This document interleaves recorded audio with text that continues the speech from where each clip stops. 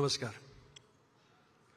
सूक्ष्म रूपात उपस्थित माझे गुरु श्री डॉक्टर बालाजी तांबे, सर्व गुरुजन, सूक्ष्म रूपात उपस्थित सर्व संत महात्मे, प्रेक्षकांमध्ये बसलेले मान्यवर, सर्व सज्जन बंधू भगिनींनो, खरं तर आज इथे ह्या भक्तिशक्तीच्या व्यासपीठावरती परमपूज्य आदरणीय प्रल्हाद दादा आज भक्तीचे खऱ्या अर्थाने प्रतिनिधित्व करत आहेत. माझे मित्र आणि महाराष्ट्राचे मुख्यमंत्री माननीय आदरणीय देवेंद्रजी फडणवीस हे शक्तीचं प्रतिनिधित्व करत आहेत. मगाशी जसं अंकित म्हणाला की शक्तीविना भक्ती ही निष्क्रिय असते आणि भक्तीविना शक्ती ही निष्क्रिय असते आणि शक्तीविना भक्ती ही विनाशकारक असते. कॉमस्कोर नुसार आता isakal.com आहे देशातील नंबर 1 ची मराठी न्यूज वेबसाईट. प्रत्येक अपडेटसाठी isakal.com ला नक्की भेट द्या. आज आपण इथे सगळे जमलो आहोत त्याचा एक मुख्य उद्देश हाच आहे की येत्या काळामध्ये शासन, संत आणि समाज एकत्र आल्यानंतर काय होऊ शकतं. खऱ्या अर्थाने महाराष्ट्राला एक दिशादर्शकाचं काम करायचं आहे आणि त्याच्यासाठी आपण हा सगळा पादुकाचा आत्ता हा जो उत्सव आहे, सोहळा आहे, तो आपण आज साजरा करतो आहे. आणि आज जागतिक महिला दिन आहे, त्याच्यामुळे आद्यशक्तीला नमन केल्याशिवाय चालणार नाही. आज तिच्या कृपेनेच हे सगळं सर्व काही घडतं आहे. आपल्याला एक आठवण म्हणून आपण असं म्हणतो की ते माता आहेत, भगिनी आहेत, वसुदैव कुटुंबकाची आपण व्याख्या करतो. घरामध्ये, कुटुंबामध्ये आज त्या मातेने, त्या भगिनीने जर का खऱ्या अर्थाने पुढाकार घेतला तर हा समाज सुधारेल. वसुदैव कुटुंबकाचं नेतृत्व हे तिनेच केलं पाहिजे आणि म्हणून या आद्यशक्तीला मी नमन करतो. आजचा खरंच एक चांगला दिवस आहे, एक जागतिक महिला दिनामुळे. आणि आपण इथे तनिष्का संघटनाची आपली आहे स्त्री प्रतिष्ठा अभियान, तर त्याच्या वतीने देखील अनेक महिला याच्यामध्ये सहभागी झालेल्या आहेत आणि त्यांचं उत्तम काम चालू आहे. खरं तर इथे आपण हे सगळा सोहळा साजरा करतोय तेव्हा प्रॅक्टिकल लेवलवरती आपण काय केलं पाहिजे, कसं केलं पाहिजे. भक्तिशक्ती आपण म्हणतो. आज आपण सगळे इथे आलेलो आहोत, नमस्कार करणार, सगळं चांगलं आहे. पण नमस्कार केल्यानंतर परत आपण बाहेर जातो, त्याच्यामध्ये आपल्यामध्ये काही परिवर्तन झालंय का याचा आपण विचार केला पाहिजे. तर परिवर्तन होण्यासाठी काय केलं पाहिजे. आज इथे देवेंद्रजी आहेत, प्रल्हाद दादा आहेत, तर नक्की यांचं मार्गदर्शन आपण कसं घ्यायचं, काय करायचं आणि आपली काय जबाबदारी आहे, आपण काय कॉन्ट्रीब्यूट करू शकतो याचा पण आपण विचार केला पाहिजे. भक्ती किंवा शक्ती या 3 प्रकारच्या आहेत.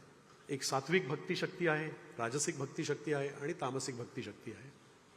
मी फक्त माझ्यासाठीच विचार केला तर त्या शक्तीचा उपयोग मी माझ्यासाठीच वापर करणार असेल तर ती तामसिक शक्ती आहे. किंवा तामसिक भक्तीमध्ये फक्त मी माझा विचार करतो. राजसिकमध्ये मी काहीतरी मला अपेक्षा असते पण समाजाचा पण मी विचार करतो. आणि सात्विक शक्ती म्हणजे खऱ्या अर्थाने जे संत आहेत भक्ती, ते आपल्याला दाखवतात की निस्वार्थपणे काहीही आपल्याला नको आहे.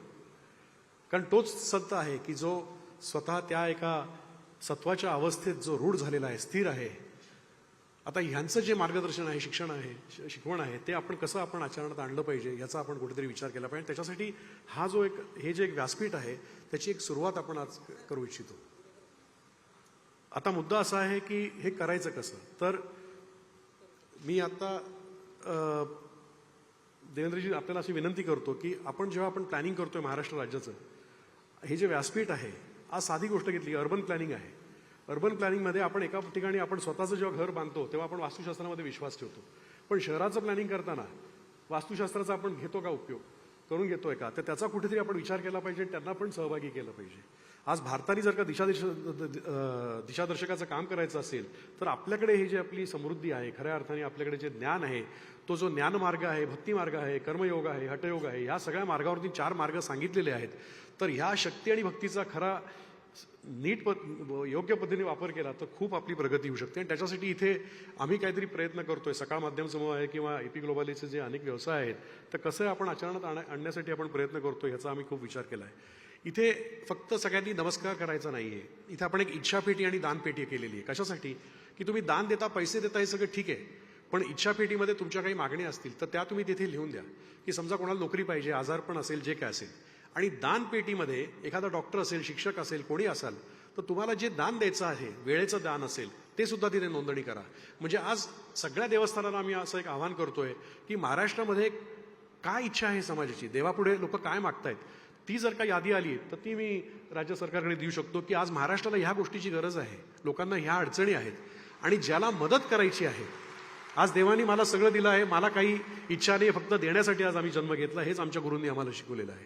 तर आम्हाला द्यायचीच इच्छा आहे, पण जे काय देणं आहे तर ते आम्हाला कळलं, तर म्हणून तिथे दानपेटी आपण केलेली आहे. तर ज्याला वेळ द्यायचा आहे किंवा काही इतर पद्धतीने सेवा करायची असेल तर आपण जरूर तिथे नोंदणी करावी आणि याचं आपण मॅचिंग करू की एखाद्याला मदत पाहिजे आहे तुम्ही देऊ शकता तर आपण निश्चित हे करू. तर हे परिवर्तन झालं पाहिजे. खरी सेवा ही आहे आणि हा सगळा जो कार्यक्रम आहे त्याच्यामध्ये आपण हेच करतो की समाजामध्ये जी काही वाल्यावृत्ती आहे, आपल्यामध्ये वाल्यावृत्ती आहे, तर त्याचं परिवर्तन वाल्मिकी वृत्तीमध्ये होण्यासाठी आपण काहीतरी प्रयत्न केला पाहिजे. मी माझे ईश्वराला ही प्रार्थना करतो आणि मी माझे 4 शब्द संपवतो, कारण देवेंद्रजींना जायचंय म्हणून मी थांबवतो आणि प्रल्हाद दादांना पण आपल्याला ऐकायचंय. धन्यवाद. जय हिंद, जय महाराष्ट्र. धन्यवाद सर. माननीय मुख्यमंत्री श्री देवेंद्रजी फडणवीस सरांना मी विनंती करेन की त्यांनी